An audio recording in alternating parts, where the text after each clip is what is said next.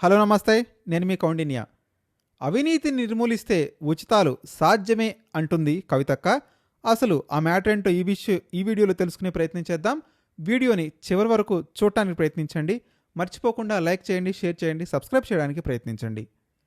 అవినీతిని గనక నిర్మూలిస్తే ప్రజలకు ఉచిత విద్య, వైద్యం వంటి పథకాల అమలు చేయడం సాధ్యమేనని తెలంగాణ రక్షణ సేన అధ్యక్షురాలు కల్వకుంట్ల కవిత అన్నారు.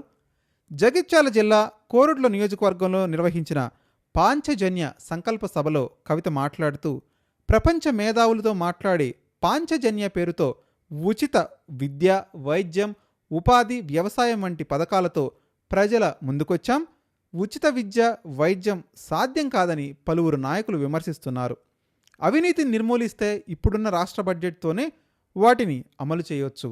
ఎలినినో ప్రభావం ఉంటుంది అని 6 నెలల కిందటే తెలిసిన ప్రభుత్వం ముందస్తు చర్యలు చేపట్టలేదు.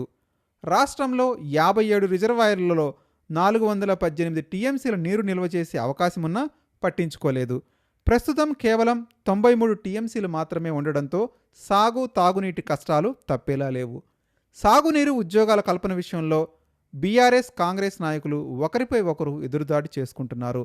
తప్పితే 2 పార్టీలకు చిత్తశుద్ధి లేదని కవిత తీవ్రంగా విమర్శించడం జరిగింది.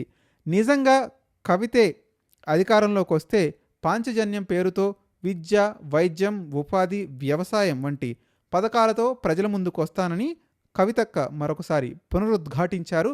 మీ అభిప్రాయాన్ని కామెంట్ రూపంలో తెలియజేయండి. నిజంగానే కవితక్క గెలిచి అధికారంలోకి వచ్చే అవకాశం ఉందా?